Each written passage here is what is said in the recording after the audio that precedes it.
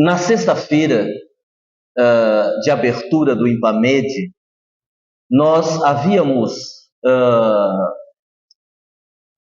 elaborado uma palestra na qual iríamos brincar bastante e havíamos elaborado algumas perguntas para fazer ao público. Mas aí a espiritualidade se fez presente de uma forma mais ostensiva.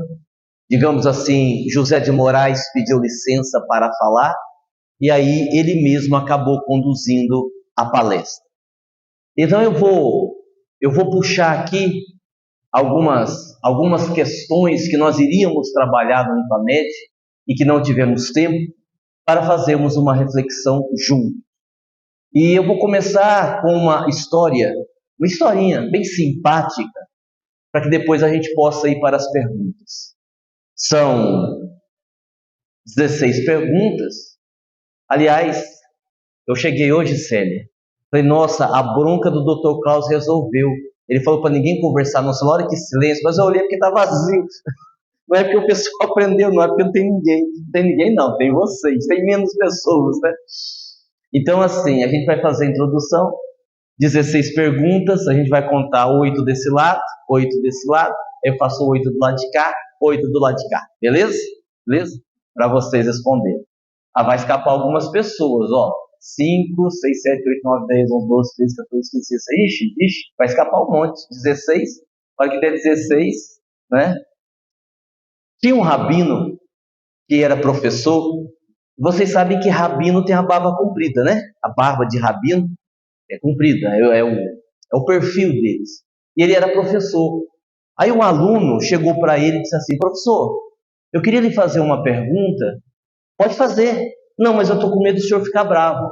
Não, eu não vou ficar bravo, pode perguntar. O senhor tem certeza que o senhor não vai ficar bravo? Não, não vou, pode perguntar. O que você quer perguntar? Então eu vou perguntar.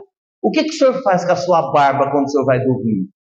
O senhor coloca ela debaixo do cobertor, mas o senhor coloca debaixo do cobertor não pinica? O senhor deixa para fora do cobertor, o senhor coloca de lado? O que o senhor faz com a sua barba para dormir? O professor deu uma gargalhada e disse para o menino, menino, eu não tenho como responder essa pergunta, porque eu não fico pensando na minha barba.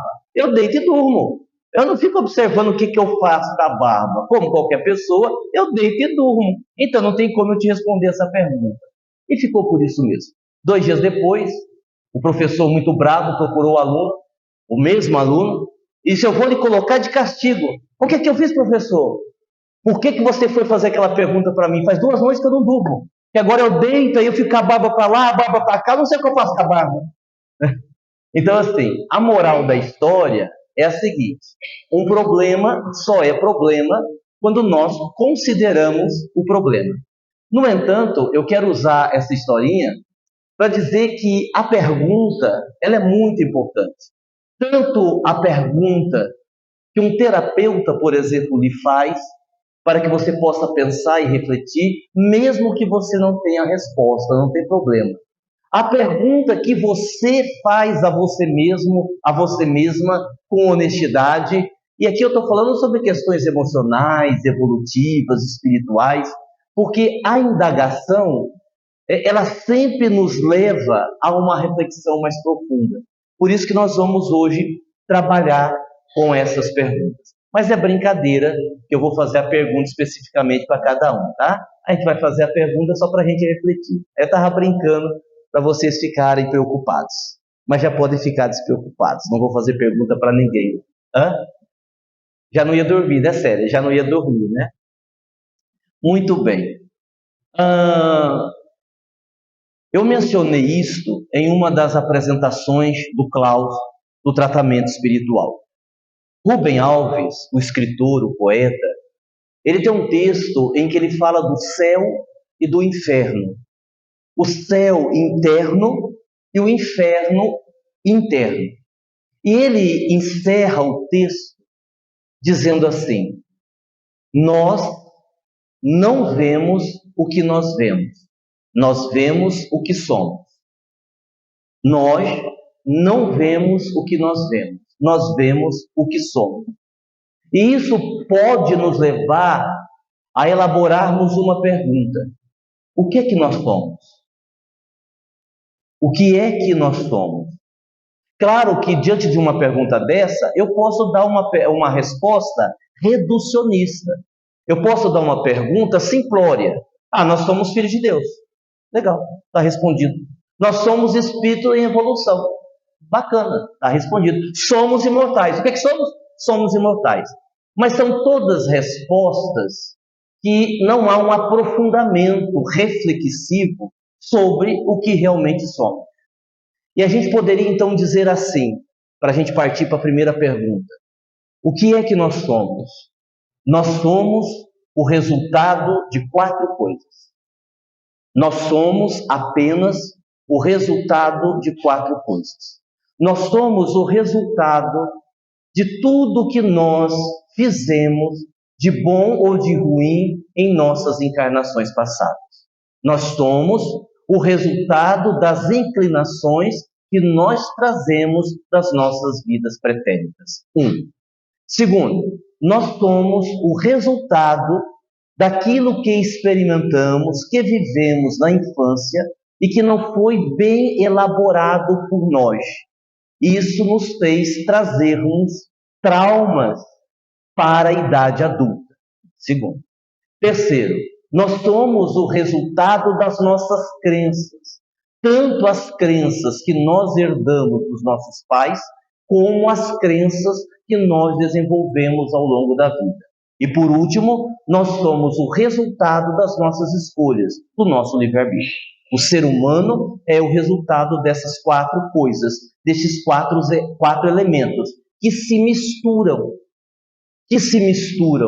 Porque uma das coisas mais difíceis, por exemplo, numa terapia, particularmente na terapia holística, que também envolve a questão espiritual, é justamente chegarmos à conclusão de qual é a causa principal do problema que está acontecendo. Causa principal, porque normalmente esses 4 elementos, esses 4 resultados, influenciam num contexto geral. Uma coisa pode ter várias causas. É muito difícil você ter um indivíduo que tem um problema oriundo de uma coisa só. Você tem um indivíduo que tem dificuldades desses 4 aspectos e um se destaca. E isso é extremamente desafiador. Você conseguir compreender, entender qual é a situação mais grave gerando aquela outra situação de mal-estar. Também falávamos esses dias a respeito dessa ideia, e me permitam falar de novo, porque é muito importante, dessa ideia que nós alimentamos de que o universo nos devolve o que nós damos para o universo. E aí a pessoa diz assim: mas isso aí está estranho, porque de manhã eu dei amor para o universo, à tarde eu tive uma virose. Quer dizer, vamos pensar, o Lucas Naves, que é hipnoterapeuta, inclusive foi meu professor no curso de hipnose que eu fiz, ele lembra muito acertadamente em um dos seus livros que essa energia de você dar e o universo devolver precisa ser acessada e mantida. Porque o universo, ele vibra endereço vibratório, endereço energético. Se é endereço energético, não é o que você fala, não é o que você pensa. Aliás, não é nem o que você faz eventualmente, é o que você vibra. Aí é que está o problema. Porque a pessoa vai dizer assim: mas eu sou uma pessoa boa. Não.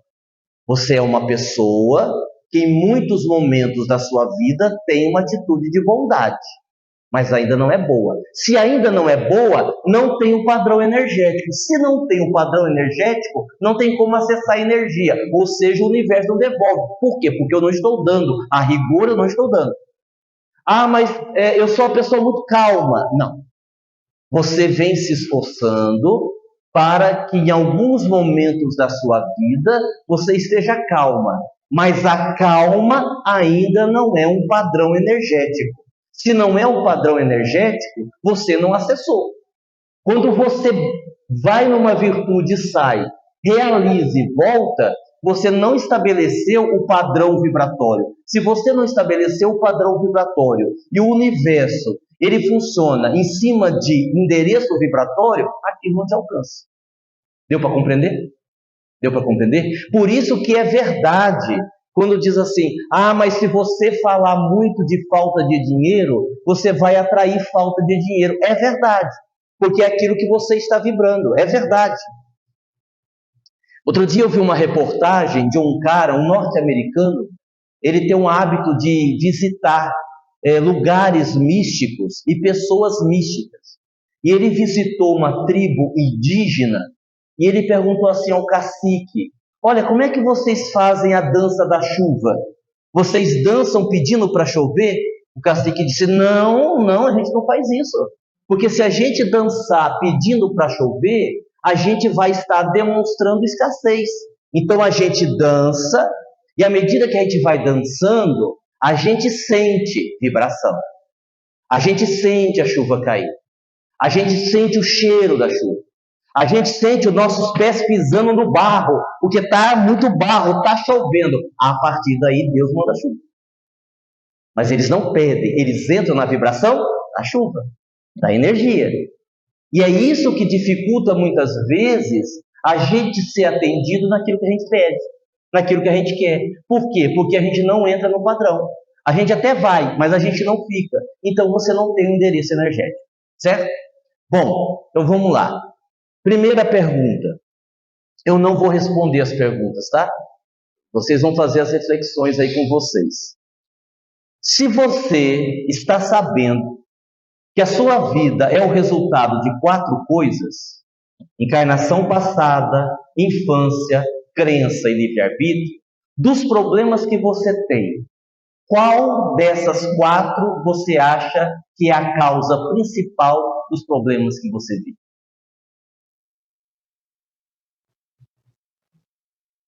Aí você responde para você mesmo em silêncio. Isso é uma coisa interessante da gente descobrir. Porque às vezes a gente diz assim: olha, mas eu não entendo por que eu estou sofrendo, eu não entendo por que eu estou passando por isso. E realmente é difícil de compreender, porque ali tem elementos que foram desencadeados em outras existências. Eu acompanhei um caso uma vez, eu fiquei assim, surpreendido pela perfeição das leis divinas. Um homem, ele havia perdido um dinheiro em questões da justiça, mas um valor muito alto. Por exemplo, se fosse hoje, seria aí uns 5 milhões de reais. E ele então entrou numa demanda, não é? Para provar que o dinheiro era dele. E realmente o dinheiro era dele. Essa demanda durou 12 anos. 12 anos. Quando ele recebeu a notícia dos advogados: olha, o senhor ganhou. A justiça chegou à conclusão que o dinheiro realmente é do senhor. O senhor ganhou. Ele estava numa cama de hospital, com um câncer bastante avançado, o que o fez morrer na semana seguinte. E aí esse dinheiro todo ficou para os 2 filhos, um jovem e uma menina, né? Um menino e uma menina. Ficou, ele não tocou no dinheiro. Lutou 12 anos, não pegou o dinheiro, ficou para o filho e para a filha. Filho e filha que na encarnação passada haviam sido seus pais, ao qual ele falsificou um laudo para interná-los no manicômio e ficar com o dinheiro. Então agora ele estava devolvendo aos pais, filhos, o dinheiro que havia roubado na encarnação passada. É de uma perfeição a justiça divina admirável, admirável. E às vezes esse problemão que a gente tem é porque estamos fazendo escolhas erradas, ou é porque não resolvemos questões de vidas passadas, ou porque eu não sei, tem umas coisas interessantes. Um dia desses eu estava ajudando uma moça a engravidar, porque existem muitas dificuldades nesse campo de se tornar mãe, estão ligados a questões mentais, emocionais, de encarnações passadas, etc. e tal, quando você não tem um problema físico que define a questão, né? A pessoa pode engravidar, tem condição de engravidar, mas não consegue. Então aí você deve ter outros problemas que influenciam. E a gente fez o tratamento, fizemos bastante coisa, hipnose, um tratamento legal, bacana, mas eu achei que estava demorando demais. Eu disse, rapaz, mas isso aí já tinha que ter dado resultado. Aí assim, um dia que eu conversei com ela, aí eu resolvi fazer uma pergunta idiota. Eu era uma pergunta idiota, mas eu tentei fazer assim mesmo. Só que nós terminamos, eu digo assim, me diga uma coisa, mas você está fazendo sexo, né? Ele disse, não. Eu, porra, mas aí não tem jeito, porra. Aí, não, porque um dia meu marido está cansado, outro dia eu estou cansado, porque um dia meu marido está viajando, e um corre-corre, e faz muito tempo que eu não faço, minha querida. O tratamento, ele é só complementar, tá legal? Você tem que ter o ato em si, e você tem que fazer alguma coisa para que a coisa possa acontecer. Então, assim, tem alguns problemas que a gente cria, que a gente arruma, que eles não deveriam existir. Segunda pergunta. Quando você critica alguém de forma veemente, você já parou para pensar quanto daquilo que você está criticando existe em você? Sim, porque muitas vezes o que nós estamos fazendo nada mais é do que uma projeção. Você pode, a princípio, não admitir, mas muitas vezes, acredite, o que você está criticando no outro, você tem em você. Se não tem mais, já teve muito. Lembra daquela história? Muita gente já conhece, essa história é velha. Lembrei dela agora. Vou fazer uma dinâmica aqui com vocês. Imaginem, e imaginar é uma coisa interessante. Vou dar outro exemplo antes. Quem gosta de café? Erga a mão, quem gosta de café? Quase todo mundo, eu também.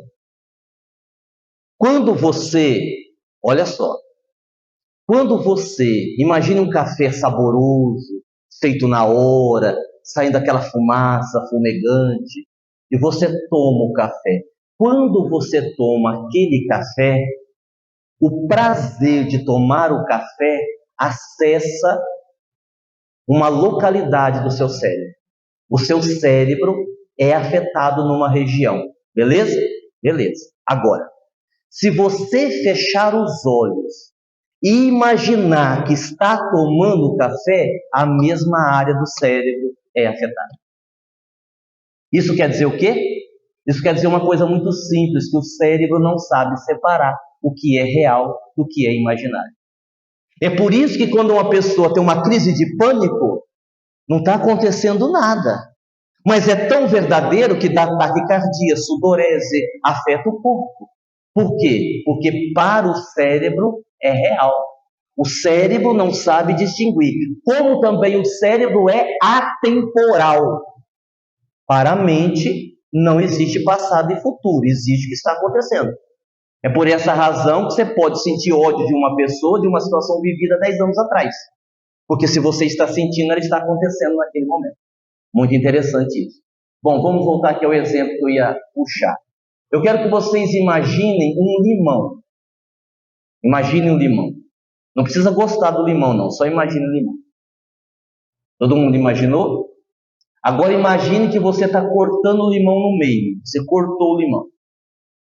Cortaram o limão? Cortaram? Agora você vai fazer uma coisa muito simples. Você vai passar a língua no limão. Pode passar. Deu para sentir o azedo? Não. Deu, não deu? Sentiu o azedo? Bem, agora vamos pegar uma outra fruta. Eu quero que vocês pensem numa jacotomba. Cortem a jacotomba no meio. Agora passe a língua na jacotomba. O que vocês sentiram? Você não conhece jacotomba, Célia? Tem muito na Bahia isso. Jacotomba é muito da Bahia, não tem aqui na região. Olha só. Na hora do limão, nós chegamos a sentir o azedo do limão, e não é real. Ah, mas então por que eu senti o azedo? Porque todo mundo já chupou limão e sabe que gosto tem. Quando eu inventei aqui, claro que jacotoma não existe, não é fruta nenhuma. Quando eu inventei algo que não existe, por mais que você quisesse sentir, você não sentiu. Por quê? Porque você não experimentou. Então, quando eu aponto o dedo e digo assim com muita certeza, você é orgulhoso, é porque eu sei do que eu estou falando. Sei tanto que acuso você, porque eu sou tão orgulhoso quanto você. Quando a gente conhece o defeito, a gente acusa mais fácil. Deu para entender? Quando você não viveu aquela situação, você não é daquele jeito, você não acusa, você não sabe o que é. Certo? Então vamos pensar sobre isso. Terceira pergunta. Nos seus problemas graves, eles realmente são graves ou é você que não sabe resolver? Olha que pergunta interessante. Tinha um cara, ele tinha um restaurante. E além de ter restaurante, ele também tinha uma granja. Vendia ovos. Então, é uma coisa meio óbvia. Quanto mais ovo tivesse na marmita, melhor para ele, porque ele tinha granja. Então ele reuniu os 10 funcionários e disse assim, vocês oferecem ovo. Oferece ovo. Porque se tiver ovo na marmita, a gente vai vender bastante ovo, ter uma granja, vai dar certo. Dos 10 funcionários, 9 não conseguiram. E chegava, só quer um ovo na marmita? Não. Só quer um ovo na marmita? Não. Só que um funcionário se destacou, ele conseguiu aumentar a venda de ovo. O dono do restaurante ficou curioso, mandou chamá-lo e disse assim, como é que você conseguiu vender mais ovo e os outros não conseguiram? Ele disse, muito simples, porque eu não pergunto o que eles perguntam. Eles chegam e perguntam assim, vai ovo na marmita? Eu chego e pergunto, o senhor quer 2 ou 1 ovo na marmita? Já vendi 1. 1 está garantido, o senhor quer 2 ou o senhor quer 1? Tem a possibilidade de vender os 2, se não entrar 2, pelo menos 1 vai. E aí ele conseguiu vender. Então, às vezes, a gente não consegue desenvolver uma coisa chamada resiliência. E aí a gente acusa o mundo, a gente acusa as pessoas, a gente diz que tem uma cruz mais pesada do que a gente pode carregar, quando, na verdade, nós estamos demonstrando ali a nossa imaturidade ou a nossa incapacidade para lidar com os problemas. Próxima pergunta. Você silencia ou você briga diante dos conflitos? Você é aquela pessoa que se cala ou você é aquela pessoa que parte para briga? Aí alguém poderia dizer assim, mas é melhor se calar, né? Porque à medida que eu me calo, não tem um conflito, não tem a briga. É verdade, é verdade. Aí se nós maridos não fizéssemos isso, né? O que iria acontecer, né? Não é verdade, Ricardo? É verdade?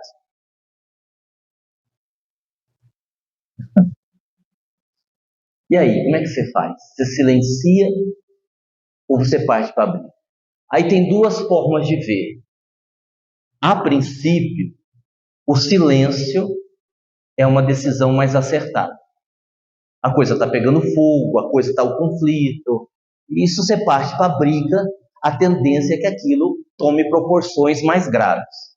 Agora, se você se cala sempre, você vai criando um conflito bem pior dentro. Aí está o detalhe. A princípio, calar para não dar continuidade ao conflito é a melhor decisão. Mas se você cala sempre, você cria um problema maior, não fora, mas dentro de você. Então a gente precisa avaliar. Se você está brigando demais, tem que calar um pouquinho. Se você está calando demais, tem que brigar um pouquinho também, certo? Próxima pergunta. Essa é boa. Com o tempo que você tem de espiritismo, tempo que você tem de espiritismo, de 0 a 10, quanto você melhorou? Vou dar uma sugestão para os homens casados. Presta atenção. Quando você for dormir hoje à noite, antes de você dormir, Você vira para o lado e pergunta assim para sua esposa: meu bem, depois desses anos todos que eu estou indo no Espiritismo, você acha que eu melhorei bastante? Se ela demorar mais que 5 segundos, você apaga a luz, vá dormir, não faça essa pergunta nos próximos 2 anos, que não vem boa coisa pela frente, certo? Tá? Mas e aí? Com esse tempo todo de Espiritismo, de 0 a 10, só para a gente ter um número, 0 a 10 é simbólico, tá? É simbólico. Só para a gente ter uma referência. Nossa, puta, eu melhorei. Nossa, em 10 anos eu estava no 2, fui para 4. Ô, meu filho, tá ruim. Ruim o negócio, de 2 para 4? Vixe, tá ruim o negócio. Próxima pergunta. Na nossa caminhada evolutiva, a gente tem recaídas. Aliás, até um certo ponto, recaída, tropeço faz parte da caminhada.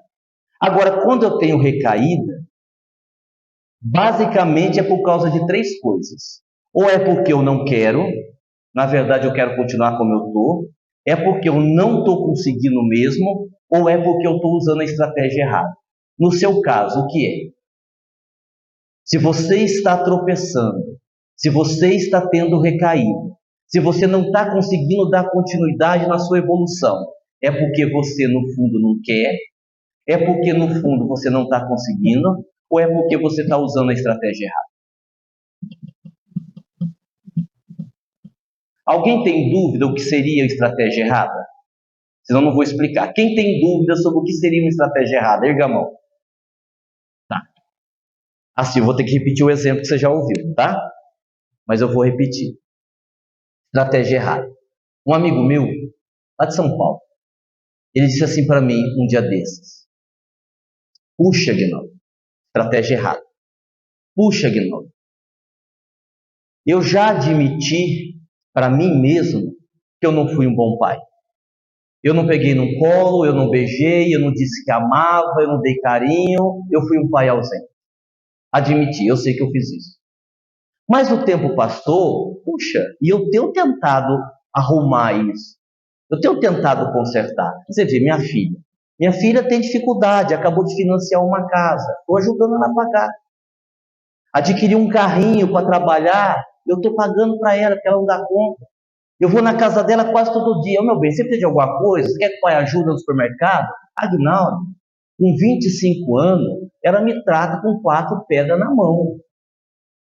Assim, se eu tivesse amor próprio, eu não pisava mais os pés na casa dela. Agora, pô, eu já admiti que errei. Estou tentando consertar. E ela me trata com 4 pedras na mão, eu fiz isso. Aí eu disse assim para ele: mas você está errando a estratégia. Repete aí, o que você errou com a sua filha? Ah, não amei, não peguei no colo, não beijei, não disse que amava, não fui presente. Legal. Você está consertando como? Com dinheiro. Pagando. A estratégia está errada. É um exemplo de estratégia errada. Às vezes a gente quer corrigir uma coisa, fazendo uma outra coisa que não corresponde aonde a gente errou. Próxima pergunta. Você realmente é uma pessoa desapegada? Se você ganhasse hoje 200 mil na loteria, quanto você doaria para o Caminho de Damasco? Ricardo, depois você anota na saída para mim essa pergunta. Essa eu gostaria de saber. As perguntas são bem pessoais. Essa eu gostaria, se você puder depois ficar na porta anotando, que vai que a pessoa ganha, né? A gente vai ter anotado o que ela falou, né? Se você ganhasse 200 mil na loteria, quanto você doaria por cento? Tem gente que doaria R$50. Aí não tá bom? Tá bom. Você ir pro quinto dos infernos, tá ótimo. Tá? Você vai ganhar 200 mil, você vai doar R$100, R$50, mas você vai arder no fogo do inferno mesmo, né? Então, pense aí. Sabe, porque assim, a gente bate no peito e fala que é desapegado, a maioria das vezes não é não. A gente não é não, não vou dizer todos nós, mas na maioria das vezes a gente não tem esse desapego todo que a gente diz que tem. Não tem. Próxima pergunta. A minha vida anda amarrada? Não tem, às vezes, não tem a sensação que a nossa vida está amarrada, né, com o nosso ego, né? E você não desamarra? Pensa assim, tem 2 coisas que podem fazer a nossa vida ficar amarrada. Primeira, não fechar ciclos. Quando você não consegue fechar ciclos, dali para frente você não consegue caminhar, porque você não fechou o ciclo. certo? Você termina um casamento e você terminou com ódio, com raiva, não aceitando, brigando na justiça, né? Porque quer o papagaio e a mulher também quer o papagaio e você está brigando por causa do papagaio, muito dificilmente você vai ser feliz com outra pessoa. Você foi mandado embora do emprego, pode acontecer com qualquer um, você foi demitido.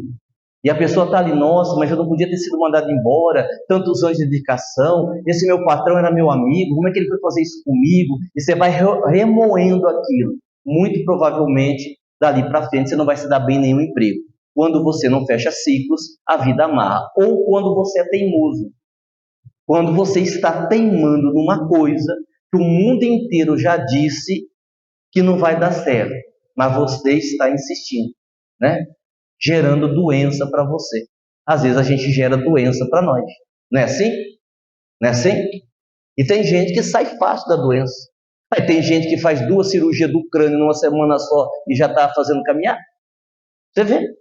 Tem pessoas que se recuperam muito rápido. Vocês assistiram o filme Divertidamente? Tem o 1 e o 2. O 1 é melhor que o 2. O 2 é mais inteligente. O 2 é mais inteligente. Né? As relações do filme, muito bom. Mas o 1 é mais divertido. Divertidamente fala das emoções que controla a menina lá. A raiva, né? Agora aí no segundo, quando ela é adolescente, né? O medo, a ansiedade, né? As emoções que comandam a menina.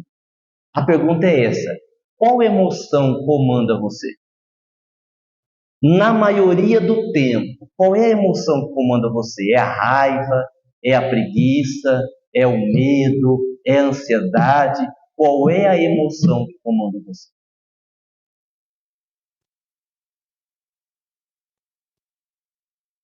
O Alexandre, meu neto, ele é a raiva.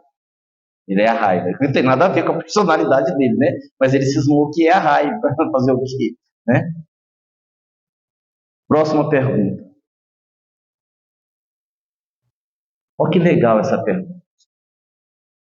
Se hoje você estivesse bem velhinho, ou bem velhinha, muito doente, muito debilitado, debilitada, quem cuidaria de você?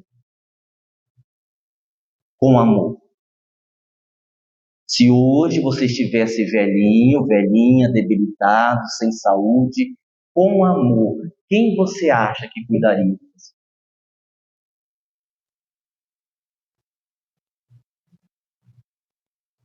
Outro dia uma pessoa me disse assim, eu quero ter muitos filhos, para quando eu chegar na velhice eles cuidar de mim. Ai, coitado. Eu falo agora ou eu conto depois para ela, tadinha? Essa meninada que tem hoje aí...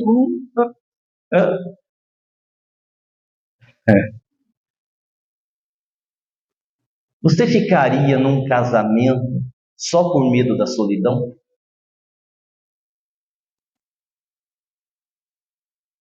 Boa pergunta, né? Para a gente pensar como é que a gente conduz a nossa vida emocional e como a gente conduz a nossa vida afetiva. Próxima. Na idade que você está, desconsiderando a idade da Célia, com 168 anos, o que ela pode esperar é a morte daqui para frente, não há mais nada que ela possa fazer na vida. Com exceção da Célia, na idade que você está, o que você espera da vida daqui para frente? O que você busca? O que você sonha?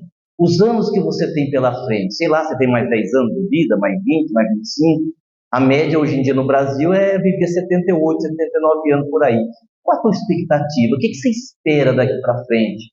Que cálculo matemático você faz? Que sonho você tem? Próxima pergunta. Aí é 2 em 1, tá? 2 perguntas em 1. Você é uma pessoa emotiva? Você chora muito ou você é difícil de chorar? Tem gente que chora fácil, né? Tem gente que chora assistindo comédia, né? Tem gente que não chora de jeito nenhum. E você, como é que você é? Você chora fácil ou você não chora? E quando você chora, geralmente as tuas lágrimas estão externando o quê? Tristeza, alegria, porque a gente pode chorar de alegria também. Tristeza, alegria, raiva, mágoa. A maioria das vezes que você chora por quê? Boa pergunta, né? Boa pergunta. Próximo.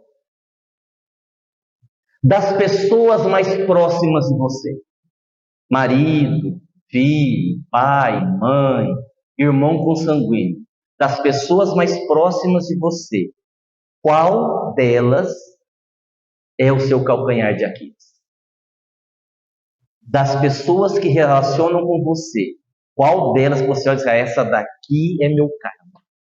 Essa aqui, meu Deus do céu, essa aqui veio para me infernizar. Já pensaram, né? E um monte de nuvem negra na cabeça de vocês. Aí eu poderia fazer uma outra pergunta que não está aqui. E o que é que você está fazendo para resolver isso? Sim, porque você descobrir quem é a pessoa, legal, você já deu um passo. Agora, o que é que você está fazendo para resolver isso? E veja, resolver isso não é necessariamente resolver com a pessoa, é dentro de você. Porque às vezes, mesmo você querendo resolver com a pessoa não te dá a mínima possibilidade de resolver a questão. Não dá. Aí você tem que resolver dentro de você. Ela continua sendo minha inimiga, meu coração está tranquilo, minha consciência está tranquila, que Deus a abençoe. Mas que Deus abençoe de verdade. Não vai fazer igual a pessoa que eu perguntei assim a ela: meu irmão, você guarda mágoa? Eu disse, não. Você tem certeza que você não guarda mágoa? Não, mágoa não, eu guardo nomes. Então, olha que pessoa perigosa, né? Então, se você puder resolver com a pessoa, reconciliai-vos com os vossos adversários enquanto estáis a caminho com eles. O que recomendou Jesus. Mas é como eu disse, às vezes não tem jeito, você até queria, mas a pessoa não dá espaço. Aí você se reconcilia com você. Eu estou em paz. Eu estou em paz comigo. Está acabando já. Nessa encarnação, para cair, basta estar encarnado. O único espírito que não tinha risco de cair era Jesus. Jesus não tinha risco de cair. Do resto, todos nós podemos cair. E assim, tem 3 pedras de tropeço mais graves, que geralmente a gente cai em uma das 3. Aí eu queria saber de vocês, qual delas vocês correm mais risco? A pedra do sexo, a pedra do apego ou a pedra da preguiça? São 3 pedras que podem fazer a gente cair. A sexualidade, o apego, porque a gente vê muito isso na sessão mediúnica. Grande parte do sofrimento dos espíritos que se comunicam era justamente pela dificuldade de deixar aquilo que possuíam, seja dinheiro, propriedade, sobrenome, seja o que for. Ou preguiça, que também é uma pedra de tropeço. A gente vai levando a vida, a gente vai levando, né? Aquela história assim, não, eu vou trabalhar no bem quando eu aposentar, eu vou trabalhar no bem quando eu tiver melhor de situação, eu vou trabalhar no bem quando meus filhos crescerem, eu vou trabalhar no bem quando, e esse quando nunca chega, porque o tempo passa e a pessoa não começou. E a última pergunta, para vocês irem para casa para pensar, ela é parecida com uma pergunta que eu fiz agora há pouco, só que ela é mais específica. Estamos terminando um ano, estamos para começar 2025. Então a pergunta é assim: considerando apenas o ano de 2024, o ano que a gente está quase acabando, no que é que você melhorou, no que é que você não melhorou e no que é que você piorou? É porque pode piorar.